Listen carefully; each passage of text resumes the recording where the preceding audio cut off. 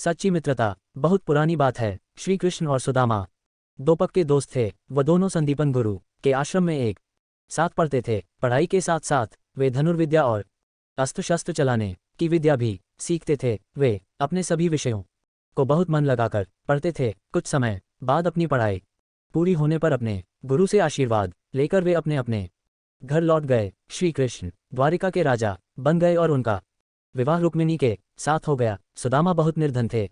वह एक झोंपड़ी में रहते थे। उन्हें 2 वक्त का भोजन भी कठिनाई से प्राप्त होता था, लेकिन इतने कष्टों के बाद भी वह खुश रहते थे।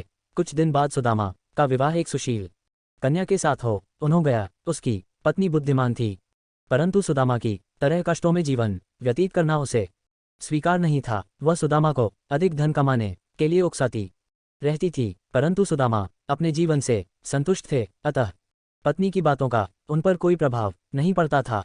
सुदामा की पत्नी अपनी गरीबी से पहले ही तंग थी। एक दिन साहस करके उसने सुदामा को श्री कृष्ण के पास सहायता के लिए जाने की कुछ सलाह दी। सुदामा को श्री कृष्ण के पास जाने में संकोच हो रहा था, परंतु लौट पत्नी के अधिक जोर देने पर वह द्वारिका जाने के लिए तैयार हो गए। जब सुदामा श्री कृष्ण के महल के द्वार पर पहुंचे तो द्वारपाल ने उन्हें महल के भीतर नहीं जाने दिया। सुदामा के बार बार निवेदन करने पर एक द्वारपाल ने महल में जाकर श्री कृष्ण को सूचित किया कि एक फटेहाल व्यक्ति उन्हें अपना मित्र बताकर भीतर आने की जिद कर रहा है और अपना नाम सुदामा बता रहा है। द्वारपाल ने जैसे ही सुदामा का नाम लिया, श्री कृष्ण दौड़े दौड़े बाहर आए और सुदामा को अपनी बाहों में भर लिया। उन्होंने खुद परात में जल लाकर सुदामा के पैर धोए, अपने साथ सिंहासन पर बैठाया, फिर दोनों बचपन की बातें याद करके हंसते रहे। अचानक श्री कृष्ण बोले, मित्र, भाभी ने मेरे लिए कुछ उपहार नहीं भेजा। सुदामा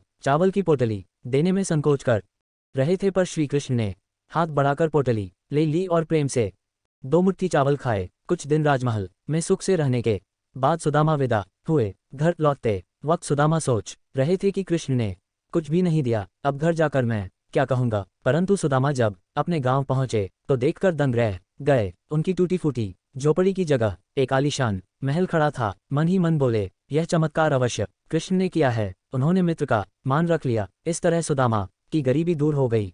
वे अपनी पत्नी के साथ सुख से जीवन व्यतीत करने लगे। ज्ञान पाटिका।